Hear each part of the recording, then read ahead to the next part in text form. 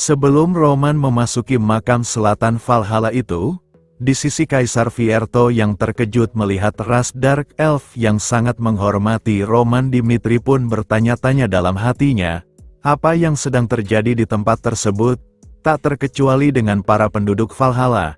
Bahkan dari mereka ada yang mempertanyakan, bagaimana para Dark Elf bisa mengenal Roman Dimitri, serta juga apakah Trial of Warrior yang sedang berlangsung benar-benar sudah berakhir.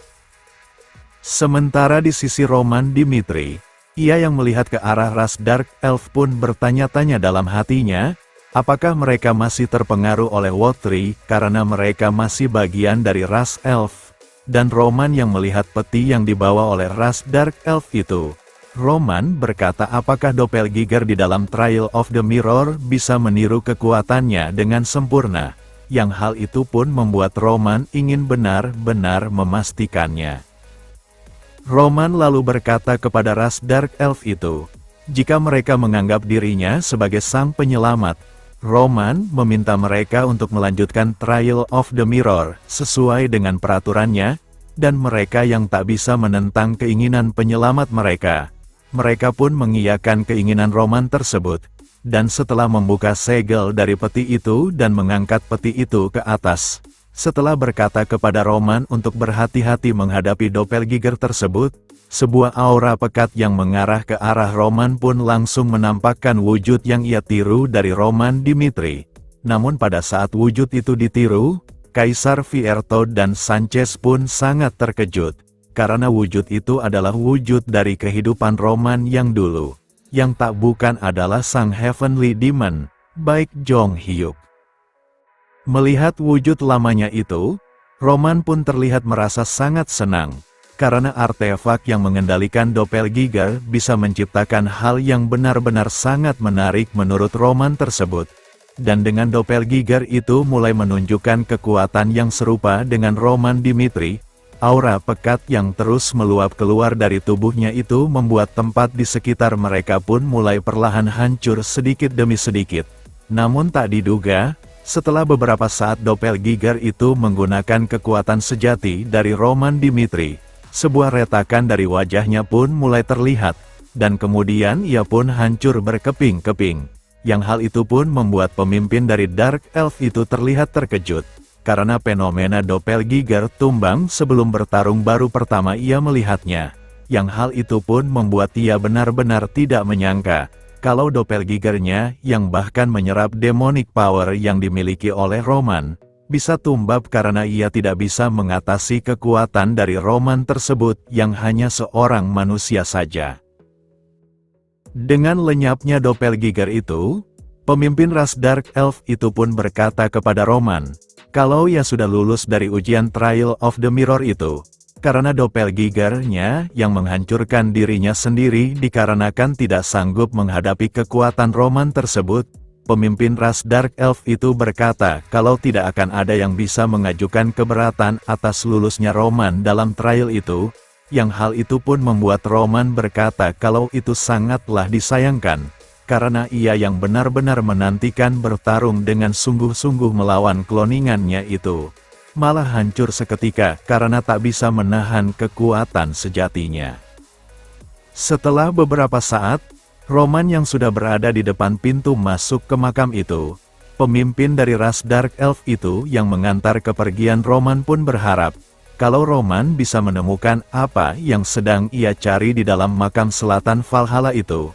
Dan setelah Roman mengangguk, Roman pun dengan santai berjalan memasuki makam selatan Valhalla itu. Dan di dalam perjalanannya, Roman yang berkata kalau perjalanannya benar-benar cukup dalam untuk masuk ke inti makam itu. Setelah beberapa saat, akhirnya Roman pun sampai ke sebuah ruangan yang dijaga oleh dua raksasa yang menjaga ruangan besar itu. Dan salah satu dari mereka yang melihat kedatangan Roman, ia yang menunduk pun lalu berkata kepada Roman, kalau tidak akan ada satupun orang yang bisa melewati mereka sebelum kualifikasi orang tersebut telah dipastikan. Dan setelah melihat kualifikasi Roman sudah dipastikan, penjaga raksasa itu pun berkata kalau mereka akan membukakan jalan bagi Roman tersebut.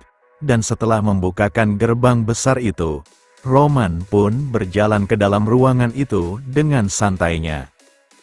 Setelah beberapa saat berjalan, Roman yang melihat kotak di depannya pun bertanya-tanya dalam hatinya, apakah itu adalah makamnya, dan melihat ke arah kanan dari ruangan itu, melihat banyaknya buku yang tersimpan dengan sangat baik, Roman pun mengasumsikan kalau tempat itu pasti ruang catatan dari Kekaisaran Valhalla, dan Roman yang datang ke tempat tersebut hanya ingin datang untuk melihat catatan itu. Ia pun langsung bergerak ke arah tempat catatan-catatan itu berada. Setelah sampai di ruang catatan itu, Roman pun mengambil sebuah catatan, yang ternyata itu adalah catatan tentang Karnelas Valhalla, orang yang meningkatkan Valhalla menjadi suatu kekaisaran, serta ia juga orang yang menciptakan makam selatan tersebut, dan catatan itu adalah catatan pertama yang Karnelas Valhalla tinggalkan. Roman pun lalu membuka lembar demi lembar catatan pertama dari Karnelas Valhalla itu, dan isi dari catatan itu antara lain sebagai berikut. Aku menciptakan makam ini untuk meninggalkan kebenaran mengenai Valhalla bagi generasi selanjutnya. Hanya dengan mereka yang memiliki darah kerajaan dan mereka yang telah lulus dalam ujian, akan aku bagi kebenaran tersembunyi ini. Meski Valhalla didirikan di hutan yang tandus, tidak ada negara di benua Salamander yang bisa mengalahkan kami. Namun, kesombongan itu segera hancur berkeping-keping. Kronos, yang mendadak muncul, menunjukkan kepada kami hanya kepingan dari kekuatan mereka, dan dalam sekejap, aku sadar akan sesuatu, bahwa kekuatan Valhalla tidak akan sanggup menghadapi Kekaisaran Kronos. Entah apa alasannya, alih-alih menghancurkan kami, Kronos mengajukan untuk hidup berdampingan dan menuntut kerjasama yang tersembunyi. Kami tidak punya pilihan selain menerima tangan kotor Kronos. Dan begitulah, ranking sistem pun terlahir. Roman yang membaca catatan itu pun akhirnya mengetahui, kalau ranking sistem ternyata bukanlah tradisi Kekaisaran Valhalla, melainkan proposal dari Kekaisaran Kronos untuk memamerkan perbedaan pada kekuatan mereka. Terlebih, kedua kekaisaran mendapatkan keuntungan melalui sistem tersebut, dan Roman yang ingin mengetahui lebih lanjut pun membaca kembali catatan dari Karnelas Valhalla itu yang isinya antara lain. Kekaisaran Kronos menggunakan ranking sistem untuk memamerkan kekuatan militernya kepada dunia. Sementara Valhalla mengatur ranking sistem dan memonopoli bakat dari seluruh penjuru benua. Keturunan Valhalla akan kecewa dengan catatan ini, mereka akan merasakan amarah dan kekecewaan. Meski begitu, aku mohon padamu untuk memandu Valhalla menuju arah yang benar. Setelah membaca catatan dari Kaisar pertama Valhalla, Roman pun merasa kalau catatan itu masih belum memuaskan jawaban yang ia cari. Karena catatan itu masih tidak bisa menjelaskan kematian dari kaisar sebelumnya, yang akhirnya diketahui ia bernama Sten Valhalla, dan baik leluhur Valhalla maupun Kekaisaran Kronos, Roman merasa kalau tidak ada yang untung atas kematian Sten Valhalla itu.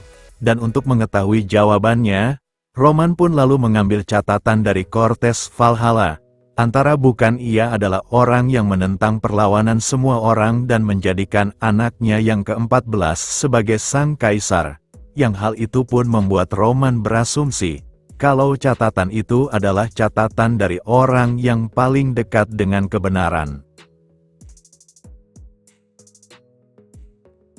Next, kita lanjut di part selanjutnya. Terima kasih.